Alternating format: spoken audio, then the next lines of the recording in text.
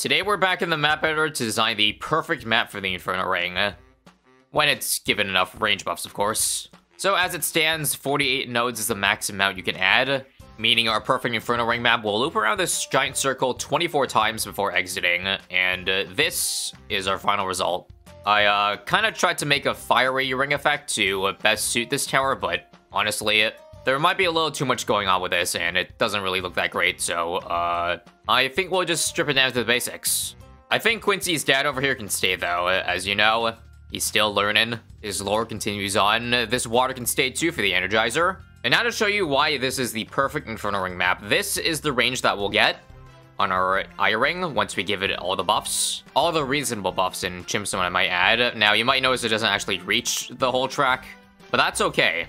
Reminder, ceramics late game are not a concern, so all we need is for this thing to be attacking Moabs with its main attack, and it appears to be doing just that with this range here, albeit barely. So technically making its range just smaller than the whole circle is better, because it, well, makes the track a little bit longer, and thus allows us to push as many rounds as possible. Don't worry, we likely won't be making it to round 300, otherwise these Inferno ring balls would be in trouble if it kept missing. And yes, before we jump into anything at all, the 502 is better than the 520, even though it has a lot less range, because the meteor has more damage with this cross path. More details later, but this map was designed with 502 in mind. While we're on the map editor, can I just take a second to highlight some of the crazy maps I've noted since the last time I covered this, because there's several interesting ones, like this one, for example, Digital Spectacle. You might ask, what's so special about a completely yellow map? Well, here's the catch. We'll load in, and wait, it's green. No, it's red. No, it's blue. No, it's yellow. It's green. So somebody please explain how this map was made. What prop even allows you to change the color like that? Because that's wild. Props to Amphi for that. Also, this map's really cool. Monument Valley. I believe it is a puzzle video game, but I don't think you need to have played the game to just appreciate, well, the design of this map. Very cool. Propaganda also, very cool. And wait a minute, this thing uses the same design as the Digital Spectacle map, as in it changes the balloon color. That's honestly a very smart way to implement like that changing color feature, because well, there are balloons of all colors that this changes to. 10 out of 10, 11 out of 10 actually, because of this mini glue rat. Now we'll go from those works of art to whatever the hell this map is to, well, see how far we can push the Inferno ring on CHIMPS mode. Obviously, we can't really start with attack over here, so it's probably going to need to be Chinooked at some point during this run. I'll just start it in this top left corner, and so our temple can eventually reach it. But anyways, these are the rounds that we're looking to compare against. I'm gonna have a really bold take here, and I think the attack will fall in between the Ray of Doom and the other towers. Just a hunch, though. Just like usual, in order to afford everything we can as quickly as possible, we gotta rush the temple first with Ultra Boost so that we can 10x stack the attack and then quickly dip. Now, if my memory serves me correctly, I get temple at about like round 115 or so, but I don't think Sun Avatar Soul is still then, so we'll at least buy at minimum the Ring of Fire. Yeah, and we'll start with just the 402. Every little bit of bonus damage helps, you know. In fact, even in this tiny radius over here, still putting in some pretty good work, like 1000 DPS at certain points. Now, even though a circular map may be a little bit shorter, it is definitely more satisfying than the true longest map, which would be a diagonal, you know, from one corner to the other, but that's just me. Like, especially when the balloons get faster too, like, for example, the DTs here. Just kind of going in an infinite loop until one of them decides it's time. But I still think we have a bit more room to spare. Ring of Fire is surprisingly putting in a lot of work here in terms of saving up for the Sun Avatar, I mean. Comparing it to the Pops, it's pretty similar. Not really off by much given the cost, and 113. Let's get it. Sun Temple gets, and now we get a little bit more attack speed, plus some nice damage to go along with it. And now we can buy the Inferno ring for a reduced cost of only $39,000. Okay, maybe I shouldn't have skimped out on saving the 10k, because we do not have any bad damage right now. I'm pretty sure these bads are going to exit, is that right? Yup. Dead.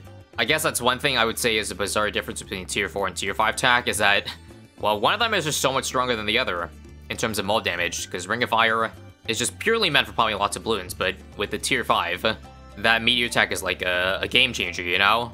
Anyways, it looks like now we'll be able to beat it with an extra overclock, and our CHIMPS mode crisis is averted for now. Just with the overclock buff, we're seeing now upwards of 2000 damage per second. You know what? I also think it's pretty fitting, since we're using the Inferno Ring, the Fire Tower, to also use Jerry's Fire as our, you know, max buffs. Gotta add the fire with fire, you know?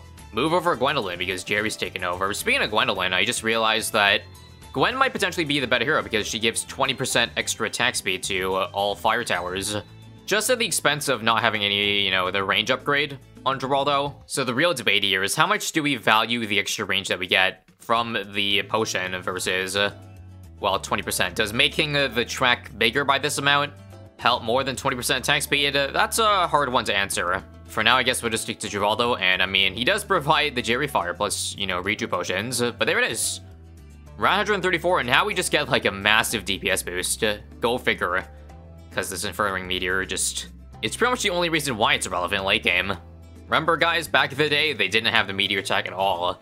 Those were some dark days, that's for sure. So before we end up getting all the range buffs, you'll have to, unfortunately, live with a slightly mildly infuriating placement.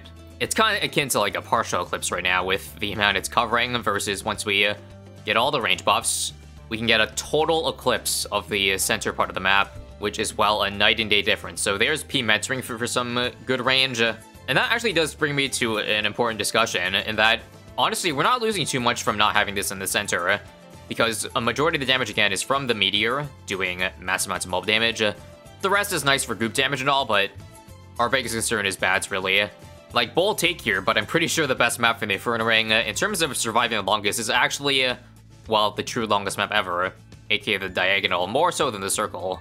I'd say that the more time that we give the Inferno Ring to shoot out Meteor Balls is better than having a full uptime on the main attack.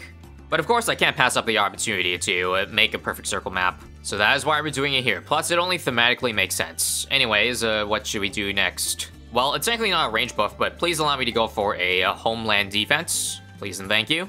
Back to the map light stuff real quick, though. If we try to imagine that each node, the distance between each node on this map at least is, you know, half a circle, and we try to stretch it out along the diagonal, I think this is like 30% shorter than the longest map ever. That's a lot of Meteor Balls we're missing out on. And it's not like we can't utilize the main attack too, because it'd probably be attacking maybe around half the time.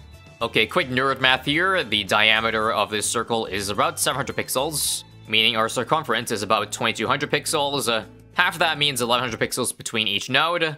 However, if we take the length of the diagonal, we actually get 1930 pixels, so that's way more than 30-40%. And that's not even including that we can curve it. So in fact, we're actually losing much more track length than I thought initially.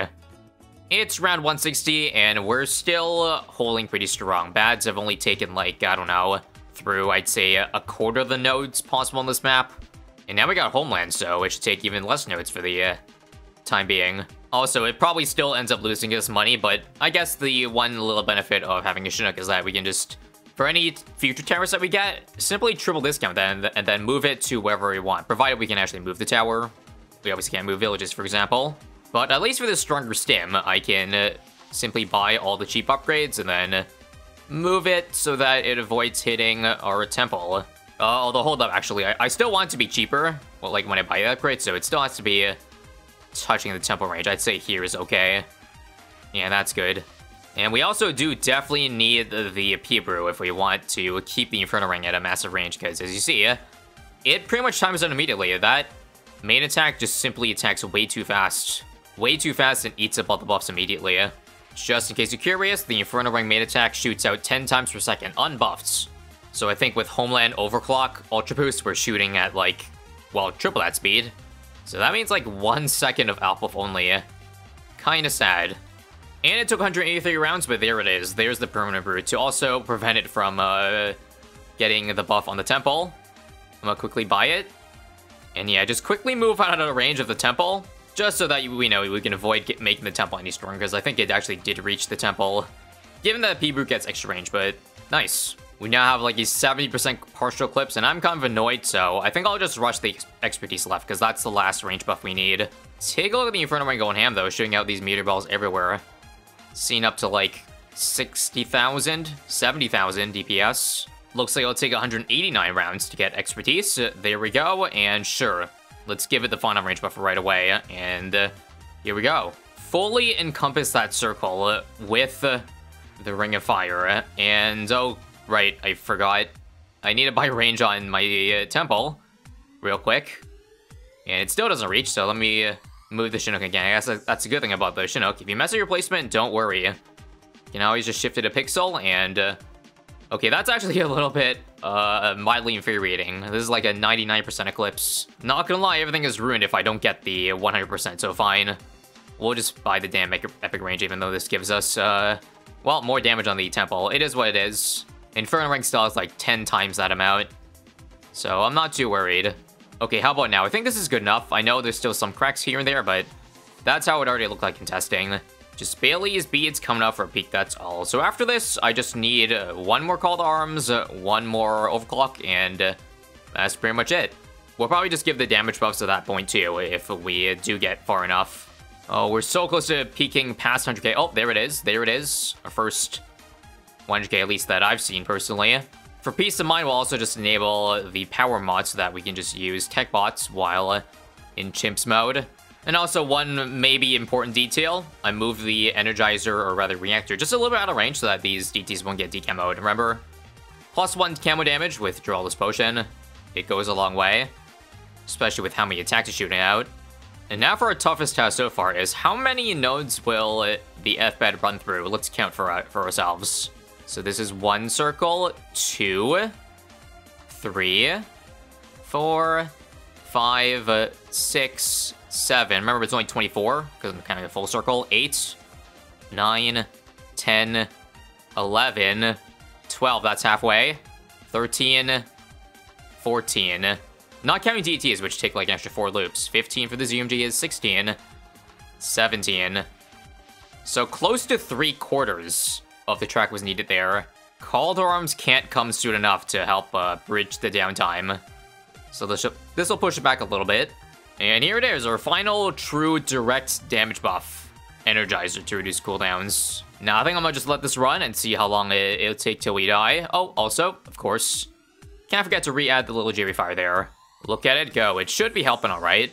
It's kind of funny also watching the Jerry Fire rotate along the circle, chasing whatever balloon is, I believe, on first. That's its default targeting. Doesn't look like you can change it. Alright, see you in a bunch of rounds. Okay, this round is taking a while to kill the FBAD. Not looking good. Anytime now. Yep, there come DTs. And... yeah, holy crap. Those DTs went for like 6 whole loops without being popped. Unlucky. Well, now we will add the Glue Storm, as I said. And I guess here we'll be able to see like how significant this +2 damage buff is actually going to be. It's really more so that the meteor rings just can't chase the DTs when they're this far away from the track. Yet another reason why Diagonal Map wins. Anyways, time to see the difference. Maybe just a stronger ring attack will do. Oh, and it did. Swear that had to be the last bend. I think we probably just died to the next immediate round, though. Any round with an FBAD spells trouble. Okay, that time we got another, like, half circle through. Quick, let's add an Umbrella before it's too late.